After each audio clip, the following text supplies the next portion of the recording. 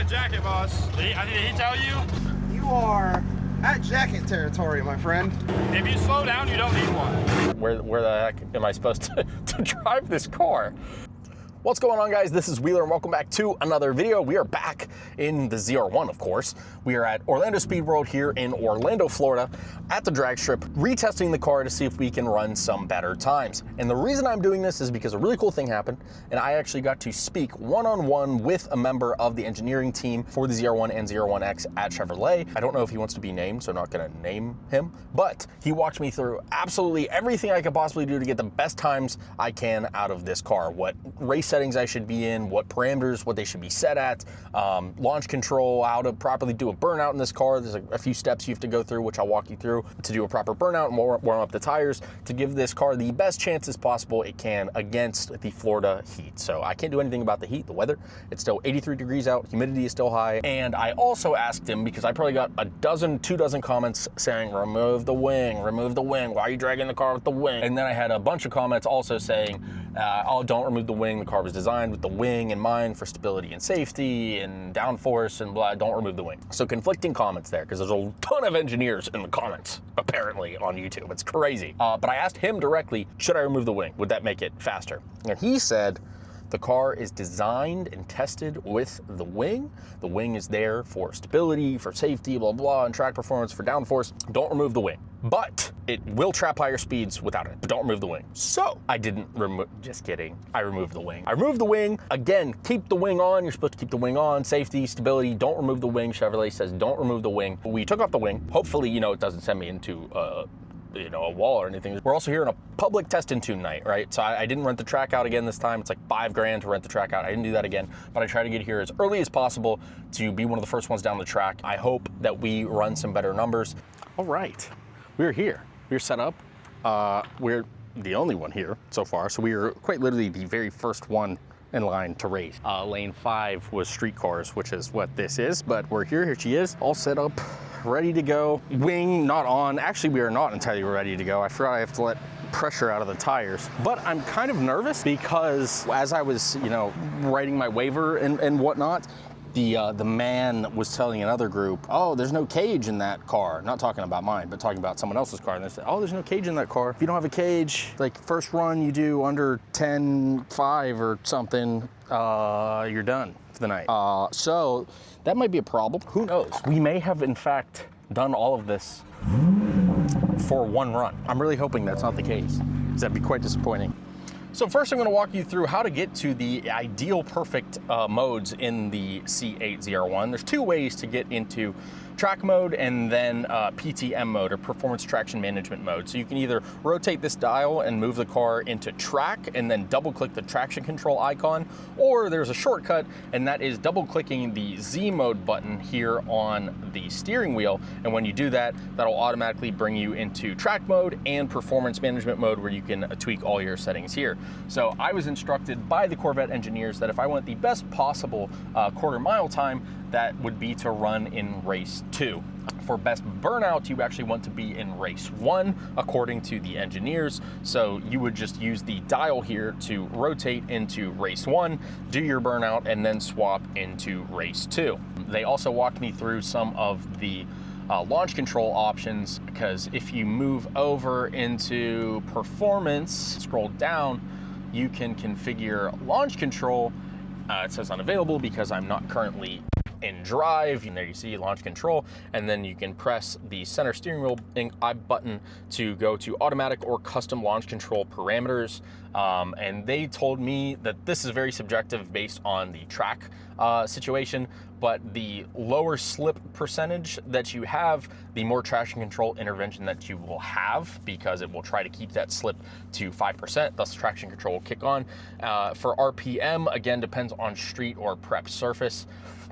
He had specifically told me, the engineer that I had spoken to start at 3,200 and then move up on next runs, gauging the prep condition of the track, because I know last time whenever I was running with drag times, I had it at 3,500 lowest percent slip, which was giving me really good launches, really consistent launches in the 2.4 0 to 60 time.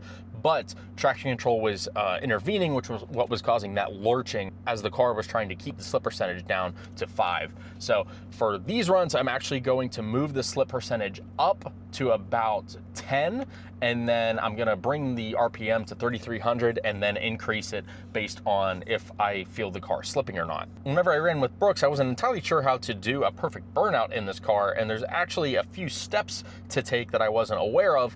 So again, you'll want the car in race 1 PTM setting, and then what you'll actually do is hold both paddles down at the same time. That puts the car into like a pseudo neutral where it'll actually let you rev the car further than you would be able to rev it if you were in park. So as I'm in park here, if I try to rev the car, it doesn't let you really rev the engine whatsoever, only to about 2,200. But if you put the car in drive and then hold both paddles at the same time, which I'll try to do while holding this camera, I don't know how I'm gonna do that, but if you hold both paddles at the same time, it lets you rev as high as you want. So the proper way to do a burnout in this vehicle is to have your foot completely on the brake, holding both paddles at the same time, like this. Rev the engine up, let go of one paddle, then let go of both, and then let off the brake, and that is how you do a proper burnout in this car. So you wanna be in race 1 PTM mode, you wanna have foot on the brake, hold both paddles in, foot on the gas, let go of one paddle, let go of both, and let off the brake, and that'll send you to do a proper burnout. He said for the 4S tires, they really only need a couple seconds of rotation in the burnout, and they should be plenty warm. So those are all the parameters and settings to go through for an ideal drag strip run. So we're gonna have it in race 1 PTM mode for the burnout, switch to race 2 for the launch. The wing is off. Other than the weather, this car is set up for the best possible conditions on how to do a great quarter-mile run. So does it matter which lane? Yeah, it's up to you. Okay. All right. The C8 Corvette does say ZR1 on it, so this is the higher horsepower.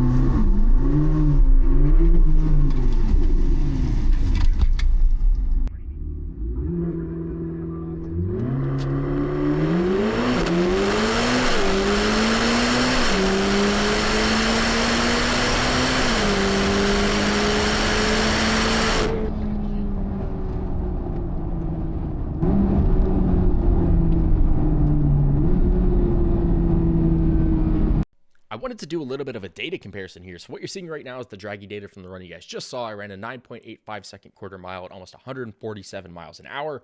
And then I'm going to pull up draggy data from one of the runs the day I filmed with Brooks. And as you can see here, it's about 6 degrees cooler today in comparison to when I was filming with him that day. And you can already see that reflected in the data. I'm a 1/10 of a second faster versus these two runs, but my 60 to 130 time is almost a full second faster. So huge improvements there. Another thing to note is taking off the wing, I picked up almost or a little over 6 miles per hour trap speed, which is a big improvement. Taking off the wing definitely helps out a lot. That's, you can see there in the bottom right of both of these images. Last thing to note is that orange line in both of the graphs. That is the acceleration measured in G-forces by the draggy module. And even though the 0 to 60 was faster in the runs before, that is the difference in launch control parameters. So on the left, my 0 to 60 was slower because I have the RPM turned down, which gave me a slower 0 to 60, but it prevented traction control intervention. So on the right side, you can see that orange line, that big dip right before I hit 60. That is the traction control interfering, which was throwing off my entries into the 60 to 130 runs and why it was kind of slowing me down. So even though my 0 to 60 time was a little bit slower with the traction control settings dialed down, my 60 to 130 time was significantly faster and overall made the run faster. So if I can match these 0 to 60 numbers that I was doing with the higher launch control parameters with the 60 to 130 times that I'm hitting with them dialed down, this car, it can go considerably faster than I was hitting. All right, let's see if we get booted. Hi, boss. How's it going? You are at jacket territory, my friend. So what does that mean? You basically just need the SE20 racing jacket. You're Okay. good for now. Okay. They're not gonna bitch at you anymore about it. Okay. Like next time, if you do come back, they're gonna ask you to have that Jacket? Okay. All right. Thank you. Appreciate it. You heard it here. They said that I need a jacket, a racing jacket, if I want to run, because I ran 983 according to the sheet here. He said they shouldn't yell at me about it this time, but the next time I want to come back, that I need the jacket. So, but trap speed was higher. Trap speed at 146. So that was even faster than, that's my highest trap speed so far in the quarter. So already taking the wing off definitely seems to have improved the speeds there. All right, let's see if we get yelled at. You gotta get a jacket, boss. Did he tell you? He told me for next time I come back I need a jacket, but he said I should be fine the rest of the night. If you slow down, you don't need one. Okay. If you're going all the way to the boards, if you go faster than a 990, I think you went like a 980 or whatever it was, you go faster, then you need a jacket. If you go slower, you don't.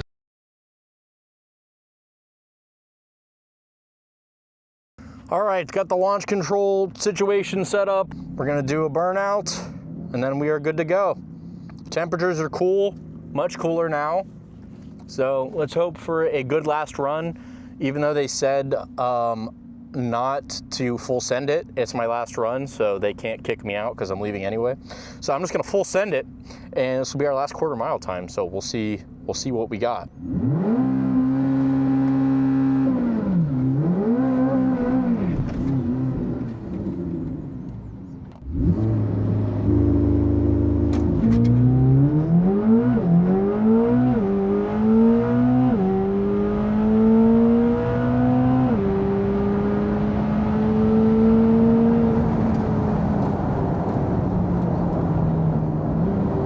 All right, let's go over that data again. 9.85 second quarter mile at almost 148 miles an hour. You can see there in the bottom right.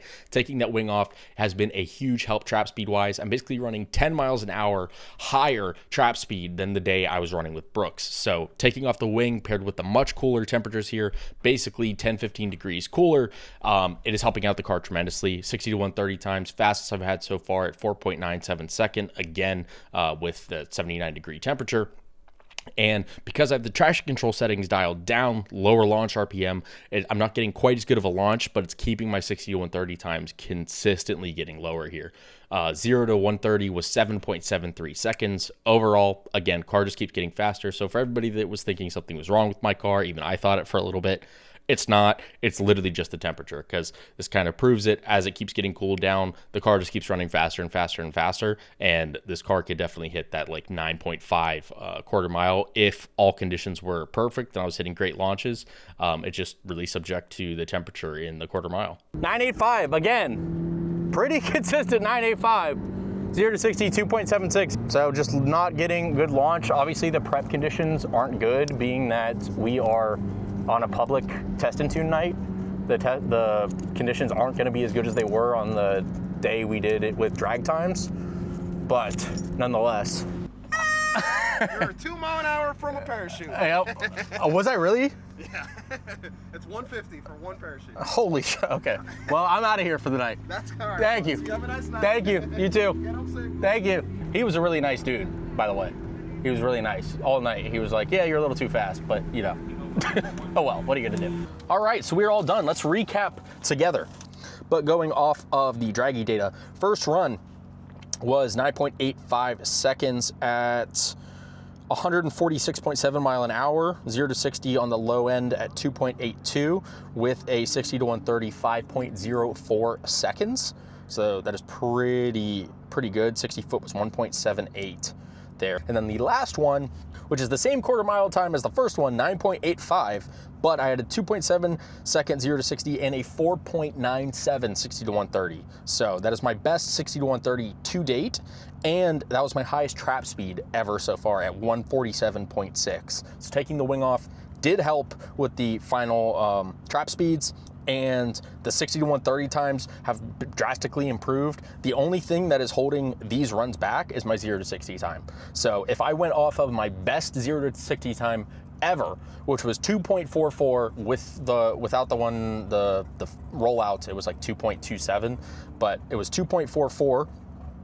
And so if I lined up all of my numbers together, my bests so far, with the 2.44 0 to 60, a 4.97 60 to 130, and the 147, almost 148 mile an hour trap speed, we would be sitting in the 9.5 to 9.6 range, which is what this car is advertised. So if I could hit all of my personal bests in the one run, we would be sitting at a really, really good spot. And keep in mind, there's still room for improvement here, like 4.97 60 to 130 when others have hit higher.